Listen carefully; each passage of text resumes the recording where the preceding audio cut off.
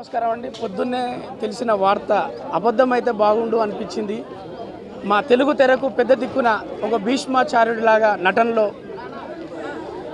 నటనలో కావాలంటే గ్రాము నుంచి టన్నుల వరకు అడిగి మరీ ఇచ్చేంత నటన ఉండి మా లాంటి మేము తెరకు వచ్చేటప్పుడు మేము చూసినటువంటి ఒక హీరోలను చూస్తుంటాం. ఆ తర్వాత కోట గారిని చూసి ఇలా నటించాలరా అని ఆయన దగ్గర నేర్చుకున్న పాఠాలు గుణపాఠాలు మేము కొండపురం అనే సినిమాలో చేసినప్పుడు, అంతకుముందు ఉత్సవం అనే సినిమా సెట్కి వచ్చినప్పుడు ఎన్నో విషయాలు మాతో షేర్ చేసుకొని ఎలా ఉండాలి, ఎలా చేయాలి, ఒక రూపంలో కావచ్చు, నటనలో కావచ్చు, ఆయన దగ్గర ఒక గ్రంథాలయంలో ఉన్నటువంటి సబ్జెక్ట్ లాగా మాకు ఎన్నో చెప్పినప్పుడు ఇంకా తెలుసుకోవాలి అనుకున్నప్పుడు అప్పుడప్పుడు పిలుచుకొని మాట్లాడేటప్పుడు ఎన్నో విషయాలు మాతో పంచుకున్న విషయాలు కావచ్చు.